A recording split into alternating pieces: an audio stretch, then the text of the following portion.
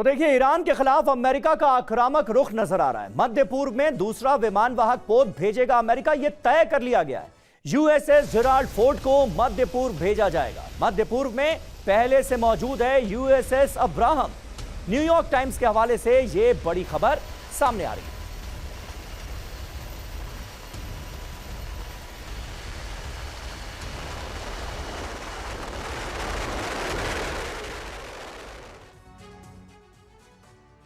तो सवाल तो यही है कि क्या मिडिल ईस्ट सुलगने वाला है? यूएसएस जेराल्ड आर फोर्ड को मध्य पूर्व भेजने का फैसला ले लिया गया है। दुनिया के सबसे बड़े विमान वाहक पोत में यह शामिल है। यूएसएस जेराल्ड आर फोर्ड के जरिए हमला करना आसान होगा। जेराल्ड आर फोर्ड के पहुंचने से ईरान पर दबाव भी बढ़ेगा।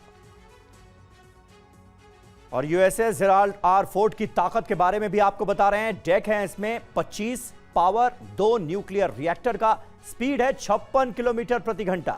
एयरक्राफ्ट इस पर आ सकते हैं 90। F-35C से भी ये लैस है। Strike fighter squadron VFA-213, VFA-31, VFA-37 और VFA-87 की मौजूदगी है इस पर। HSM-704 marine helicopter strike squadron भी मौजूद है। HSC-9 हेलीकॉप्टर सी कॉम्बैट स्क्वाड्रन की भी इस पर मौजूदगी है।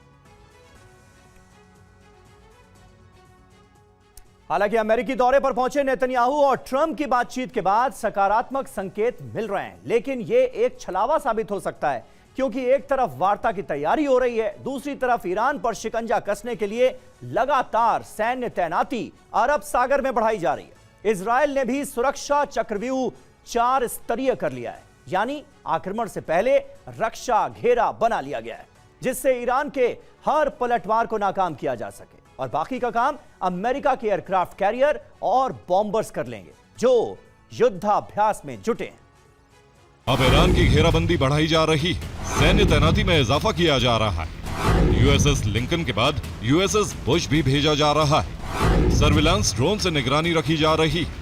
पेट्रोलिंग बोट फारस की खाड़ी से ओमान की खाड़ी तक गश्त कर रही। एयरक्राफ्ट कैरियर से फाइटर जेट एयर ड्रिल कर रहे हैं।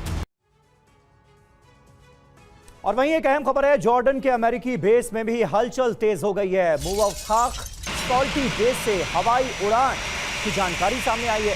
A-10 विमान ने यहां उड़ान भरी है। ये देखिए तस्वीरें। टैंक बख्तरबंद गाड़ियों को नष्ट करने में कारगर माना जाता है इस A-10 विमान को।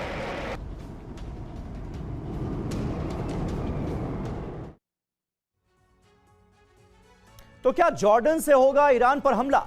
एयर बेस पर मौजूद जो अमेरिकी विमान हैं, उनकी पूरी जानकारी आइए हम आपको दे देते हैं। F-15E फाइटर जेट यहां पर मौजूद है।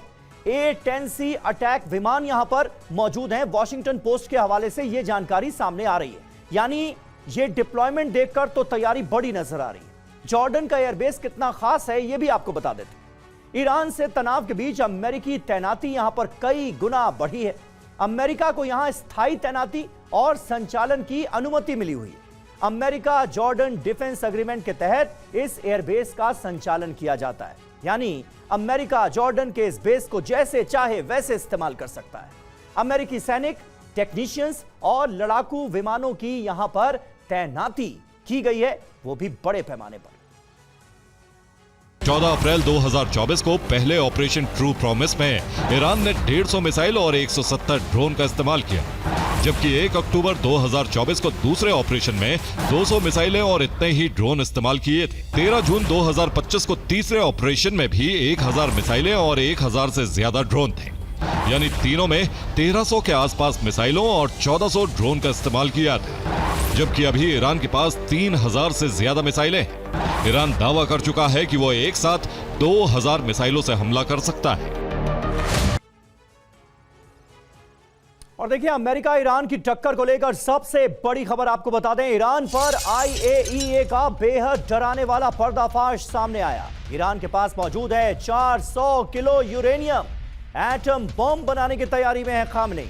12 परमाणु बम किसी भी वक्त ईरान बना सकता है, ये जानकारी सामने आ रही है, क्योंकि ईरान के पास 400 किलो संवर्धित यूरेनियम मौजूद है।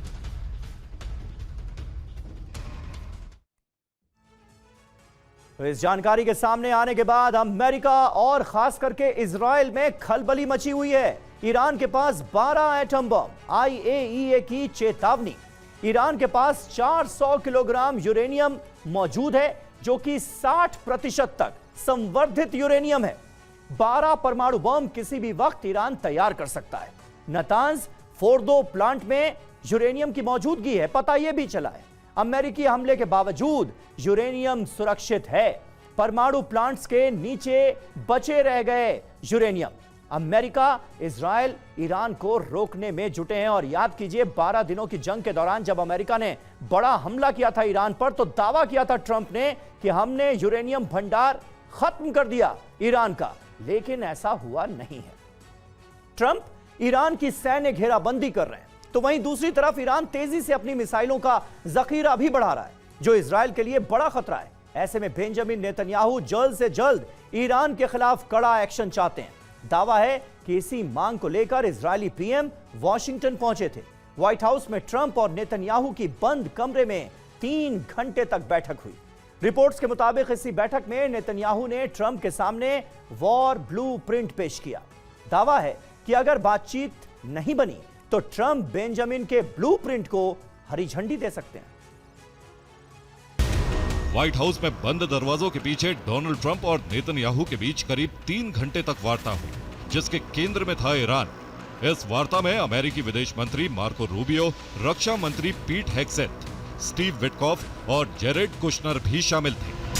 ट्रंप नेतन्याहू की बैठक बेहद गोपनीय थी, इसे लो प्रोफाइल रखा गया था। वार्ता बंद दरवाजों के पीछे की गई। नेतन्याहू व्हाइट हाउस में मुख्य मार्ग से अंदर नहीं गए, बल्कि पीछे के दरवाजे से दाखिल हुए। नंबर 1, ईरान का बैलिस्टिक मिसाइल प्रोग्राम। नंबर 2, ईरान का परमाणु कार्यक्रम। और नंबर 3, अरब में सक्रिय ईरान के प्रॉक्सी ग्रुप। नेतन्याहू ने ट्रंप से स्पष्ट शब्दों में कहा कि इन सभी पर रोक लगाना बेहद जरूरी है।